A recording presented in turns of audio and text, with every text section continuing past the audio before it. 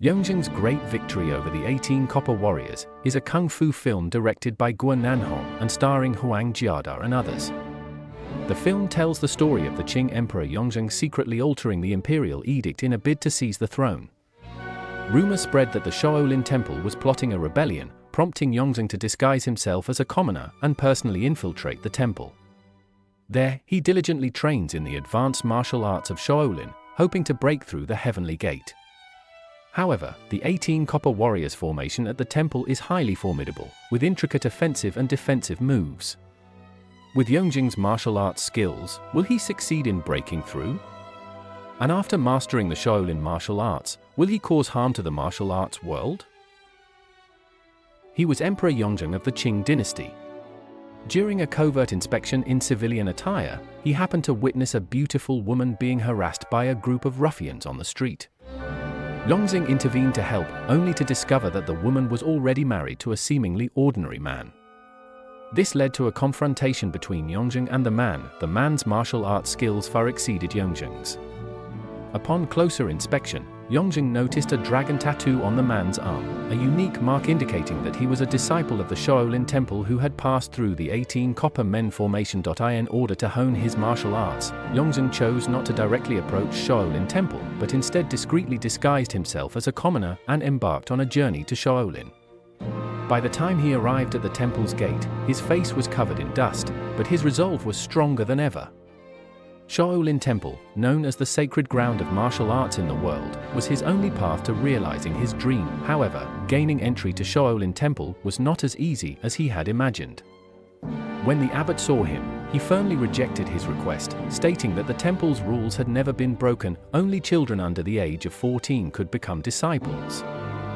Yongzheng, already 40, clearly did not meet the requirements. Despite this, Yongzheng did not give up. He knelt before the abbot, expressing his willingness to endure any hardship to learn martial arts, regardless of how difficult, without asking for special treatment. After several days of harsh winds, scorching sun, and stormy nights, Yongzheng remained unshaken. His determination gradually moved the abbot, who eventually agreed to accept him, but on the condition that he undergo a 100-day physical and endurance trial. In the following days, Yongzheng's physical limits were pushed to the extreme.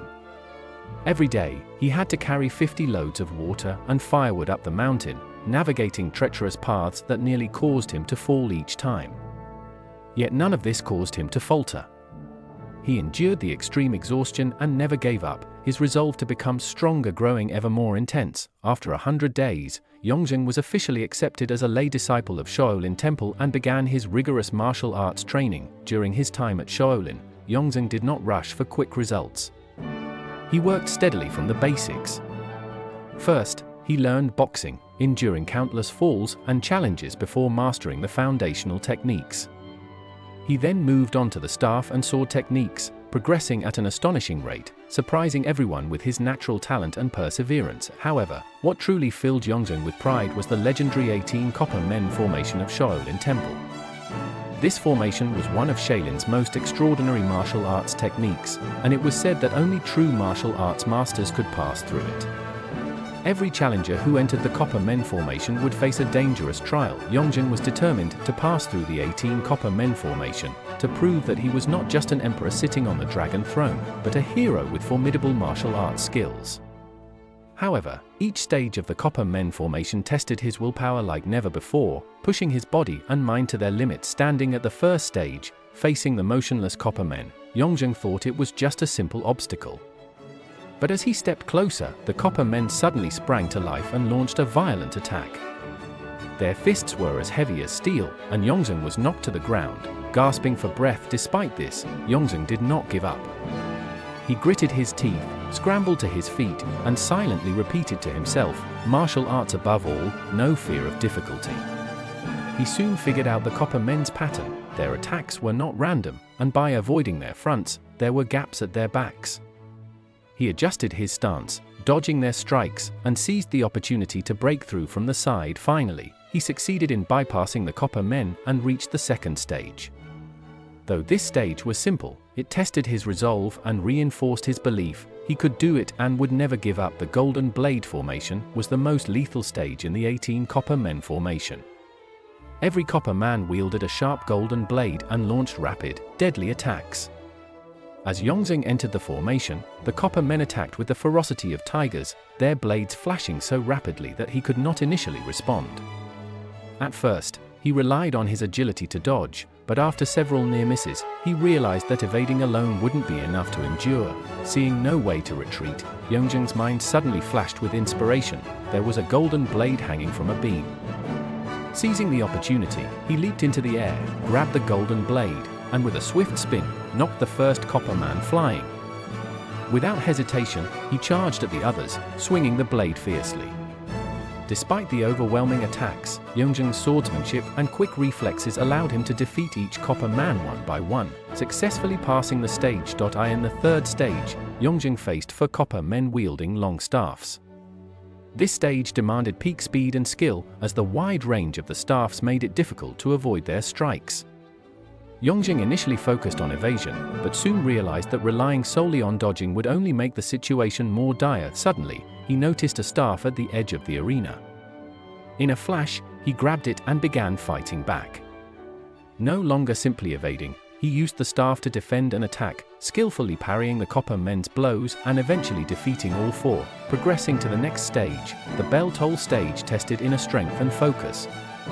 The copper men did not attack directly, but forced the challenger to stand with their back to a giant bell and endure its toll. With each chime, the challenger's inner energy would be drained. Before attempting this stage, Yongzheng had strengthened his inner power through countless hours of training. Now, standing before the bell, he closed his eyes and focused, channeling all his energy to resist. The first toll felt like a heavy gust of wind pushing against him, but he endured.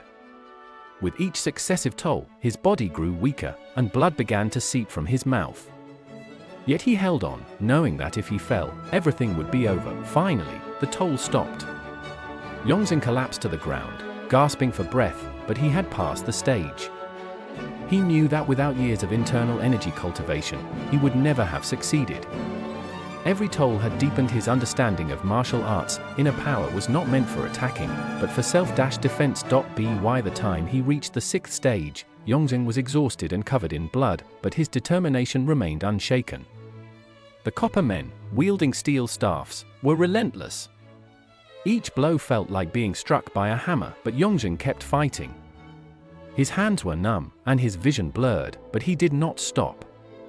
When the final blow struck his chest, he spat out blood, but managed to strike at the copper men's joints, knocking them all down. Having passed numerous stages, Yongzheng finally reached the last level of the 18 copper men formation, the Dragon and Tiger 18 staffs.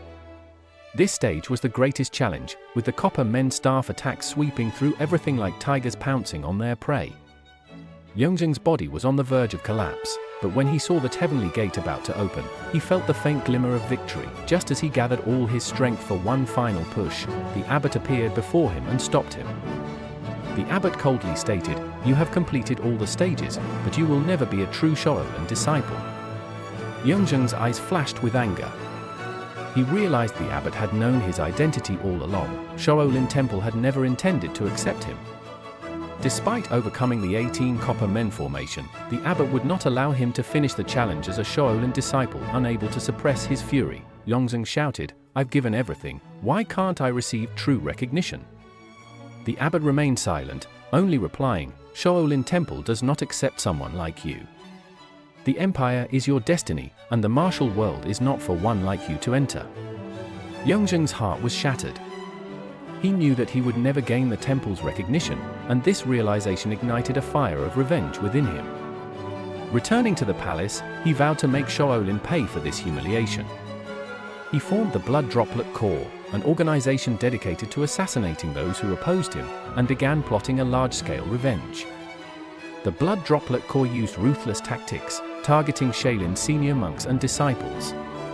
Yongzheng knew that only by destroying Shaolin could he avenge the insult he had suffered.